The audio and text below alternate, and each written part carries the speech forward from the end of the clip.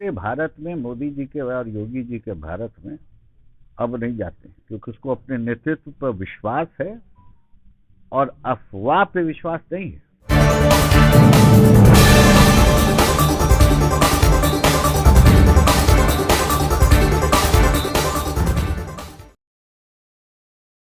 जय हिंद साथियों, इस वक्त हम लालगंज के गुण हॉल के अंदर मौजूद है और हमारे साथ में राज्यसभा सदस्य विवेक ठाकुर जी हैं। तो आइए हम चलते हैं और उनसे बात करते हैं। सर, आज आपका जो लालगंज का आगमन हुआ, ये किस चीज को लेकर हुआ? संगठन संबंधित विषय जो है वो कार्यकर्ताओं के साथ चर्चा हुई। चुनाव हेतु जो तैयारी कार्यकर्ता कर रहे हैं उसकी चर्चा हुई। इसी क्रम में कल आजमगढ़ था, आज लालगंज। और आगे अब आपका कहाँ दौरा होगा? अभी सभी जिलों का दौरा चल रहा है। हम संगठन के दृष्टिकोण से गोरखपुर क्षेत्र में 12 जिला पड़ते हैं, तो आज मेरा 9 जिला का दौरा संपन्न हो गया। 3 जिला और हैं, 10 जिला आज संपन्न हो गया और 2 जिला और हैं, गोरखपुर ग्रामीण और गोरखपुर शहर। इसकी भी बैठकें निर्धारित हैं, वो भी हैं। तो सर आजमगढ़ में क्या स्थिति है? आजमगढ़ जिले में आपको मैं मतलब गंभीरता से और जवाबदेही के साथ बोल सकता हूं कि इस बार के चुनाव में, उत्तर प्रदेश के चुनाव में आजमगढ़ की 10 सीटों पे भारतीय जनता पार्टी एक ऐतिहासिक विजय यात्रा का परिचायक आपको देखने को मिलेगा। और वो जो झलकी आपको मिलेगी और 24 में आप देखिएगा कि किस रूप में आपको खड़ा होता है। इस चीज को आप आने वाले समय में आप देखने जाने हैं। और प्रचंड रूपेण जीत जो है भारतीय जनता पार्टी को अधिकांशतः सीटों पे होने जा रही है। आम जनमानस में बहुत उत्साह है और ये ऐसा अप्रामाणिक उत्साह हम लोगों ने कभी नहीं देखा था। लेकिन सर, समाजवादी के जो जिला अध्यक्ष है वो तो कहते हैं कि इस बार क्या रहे दो में बीजेपी का खाता ही नहीं खुलेगा, 10 के 10 सीटों पे समाजवादी आएगी 2022 में। तो चुनाव के बाद हम और वो दोनों आपसे मिलेंगे, साथ ही मिलेंगे। दिक्कत क्या है? हमको स्वीकार है। यानी जनता ने मूड बना लिया है कि ये बार फिर से योगी आदित्यनाथ जी की सरकार। योगी आदित्यनाथ जी की तो सरकार बन ही रही है और 300 से ऊपर से बन रही है। विषय वो सब अब कुछ भी नहीं है। इतिहास रचा जाएगा आजमगढ़ में। इतिहास मतलब ऐसा इतिहास लिखाने जा रहा है कि आप भी दंग हो जाएंगे। अच्छा सर, जैसे अभी इलाहाबाद हाईकोर्ट इस तरीके से कोरोना के पेशेंट बढ़ते जा रहे हैं, उसको लेकर हाईकोर्ट ने ये कहा कि चुनाव को भी कुछ दिनों के लिए टाल दिया जाए, जान है तो जहान है। और सियासी पार्टियां भी अपनी रैलियों के ऊपर काबू करें, क्योंकि कोरोना फैलाने में कहीं ना कहीं वो भी एक अहम भूमिका निभाती है। उसके बारे में आप क्या कहेंगे? देखिए, इलाहाबाद हाईकोर्ट का एक टिप्पणी है और टिप्पणी में जो जस्टिस यादव ने जो बात कही है, उन्होंने कहा है, आशंका व्यक्त की है कि जिस प्रकार से ओमिक्रॉन का नया जो वेरिएंट है उससे संबंधित आशंका है कि अगर वो विस्तृत रूप से देश में फैलेगा तो जो चुनावी राज्य हैं, खासकर के उत्तर प्रदेश जैसे बड़े राज्य, इस पे विचार करना चाहिए कि मतलब क्या उचित निर्णय होगा जनहित में। और आपने देखा है कि भारत के यशस्वी प्रधानमंत्री की संवेदनशीलता का प्रमाण देने का समय नहीं रहा। ये स्थिति दर स्थिति पूरा देश देख चुका है। आपने उसके अगले दिन देखा राष्ट्र को जो संबोधित किया प्रधानमंत्री ने, तो ऐसे ऐसे सकारात्मक घोषणाएं की हैं कि कोरोना से संबंधित, कि जो कई दिनों से लोग इंतजार कर रहे थे। और जो हमारा 15 साल से ऊपर का बच्चा जो है, जो बिना वैक्सीन के अभी तक था, उसका तिथि निर्धारित हो गया, सब कुछ हो गया। जो फ्रंटलाइन वर्कर, जो देश में सबसे पहले जो पुलिसकर्मी हो गए, स्वास्थ्य कर्मी हो गए, जिनको कि सुई पड़ा, ऐसा अनुमान लग रहा है कि उनके इम्यूनिटी के दृष्टिकोण से अब रक्षा कवच एक और देना पड़ेगा, जिसको बूस्टर कहते हैं। ये घोषणा होगी कि कब से आरंभ हो रहा है। जो हमारे वृद्ध लोग हैं, बीमारी है जिनको, या अन्य लोग हैं 60 साल से उम्र, उनका निर्धारित हो गया कि हो। तो संवेदनशीलता आपको चरम पे रहती है इस सरकार। तो चुनाव आयोग ने भी अपने अगले दिन प्रेस वार्ता में बात कही है कि हम समीक्षा निरंतर करते रहेंगे स्थितियों की। दूसरी बात क्या है कि आप लोग के माध्यम से भी क्या, क्योंकि आम जनमानस बहुत सीधा होता है, तो उसमें इतना उसको सशंकित न किया जाए, डराया नहीं जाए, क्योंकि ये सामान्य देश नहीं है कि जहां 130 करोड़ की आबादी में पहला और दूसरा डोसेज को ले लें तो 161 करोड़ आबादी को, दोनों को मिला लें, को अभी तक टीकाकरण, मुफ्त टीकाकरण पूरे देश में हो चुका है। तो ये असामान्य स्थिति है जहां तक कि सरकार जूझी है इस पूरे समय से। ओमिक्रॉन घातक नहीं है। कोई भी म्यूटेंट को आप अध्ययन करिएगा तो वायरस जो है अलग अलग स्वरूप में बार बार आता है तो कमजोर भी होते जाता है, तब जाके इसका अंत होता है। बराबर। ये फैला है, इसके फैलाव तेज है लेकिन घातक नहीं।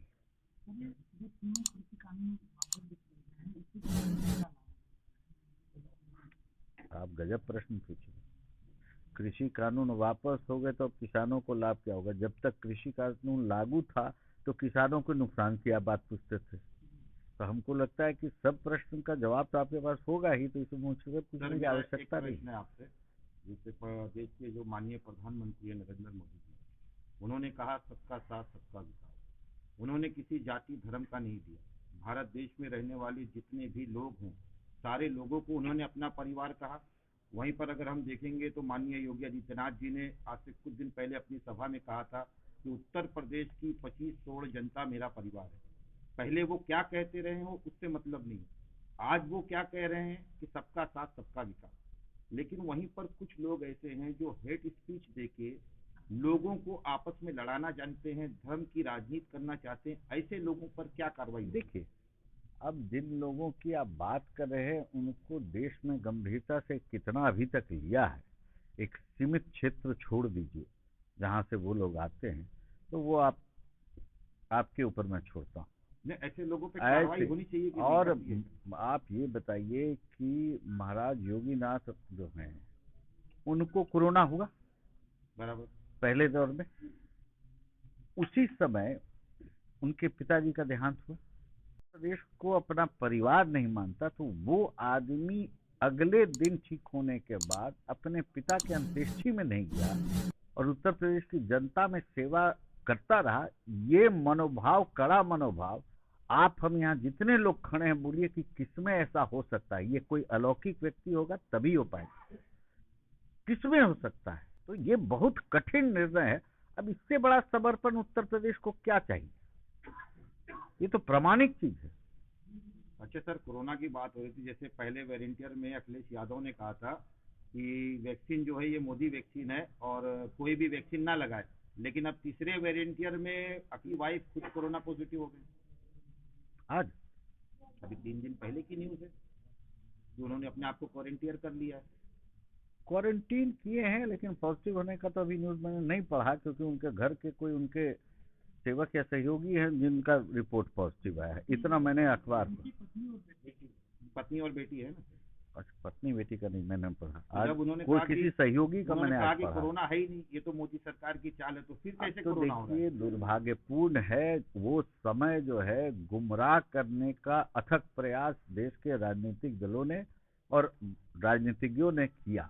वो इसलिए किया कि एक ऐतिहासिक पहल मोदी जी के नेतृत्व में हुआ कि अमेरिका का सुई जिस दिन बना उसके ठीक पीठ पर भारत अपना स्वनिर्मित कर लिया सुई। और आज जो समय बीता है ये साल भर, तो ये प्रमाणिक हो गया कि अमेरिका के सुई जिसकी क्षमता बचाव की जो 47% है, उसके तुलना में भारत के सभी सुई जो है 65 से 72% है।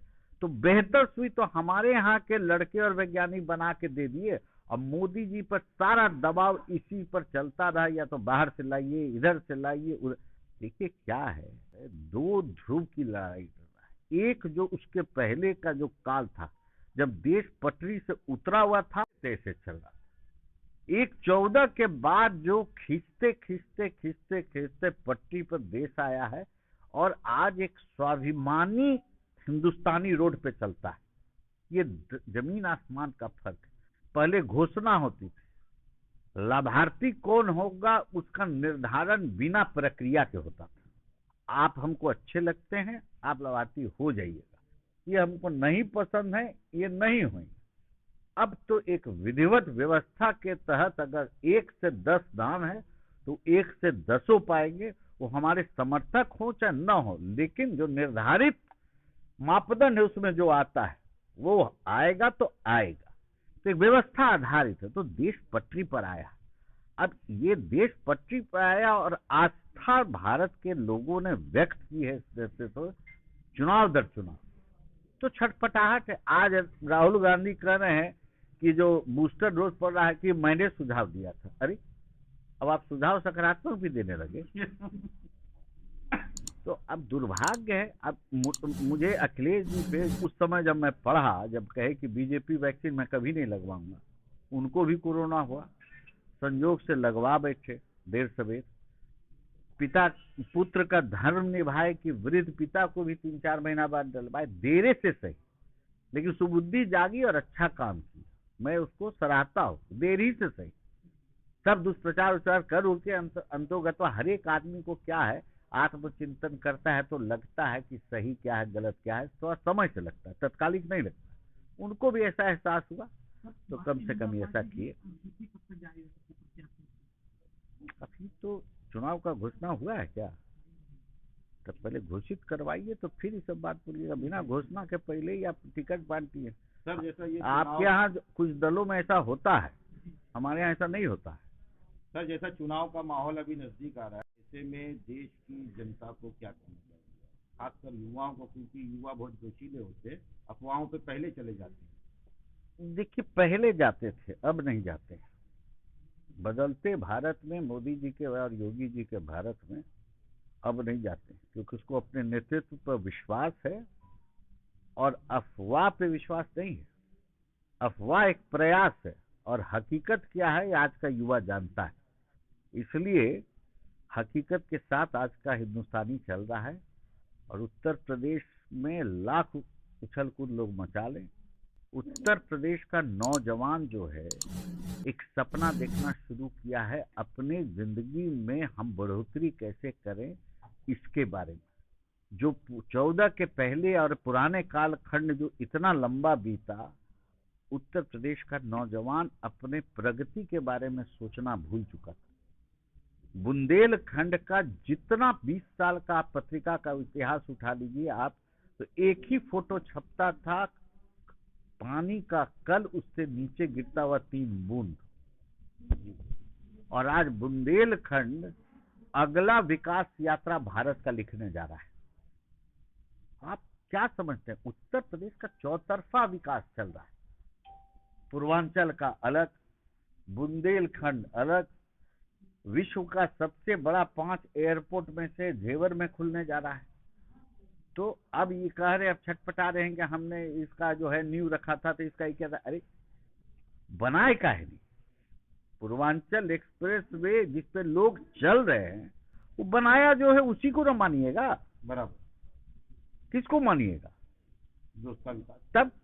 और ये एक रणनीति के तहत देश भर में ऐसे जो एक्सप्रेसवे बने हैं जिसमें कि आपको वायुसेना की पट्टी बन गई है, कितना भविष्य की योजना है कि सेना जब चाहे वो तुरंत इस्तेमाल हो जाए। देश के कितने हाईवे पे, तो आप समझिए कि उतना वायुसेना का एक तरह से समझिए हवाई अड्डा निर्मित हो गया उसी हाईवे पर।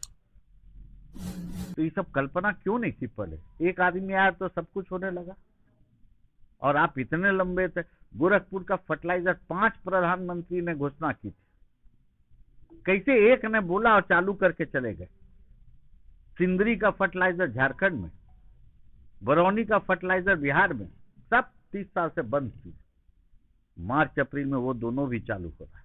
आप कल्पना करिए कि पूर्वोत्तर भारत में देश का 3 सबसे बड़ा, तो किसको लाभ मिलेगा? उपलब्धता में किसान को ही मिलेगा ना। यूरिया तो हम और आप नहीं रख सकते हैं जिसकी जरूरत है। तो एक मूलचूक परिवर्तन का भारत और उत्तर प्रदेश का निर्माण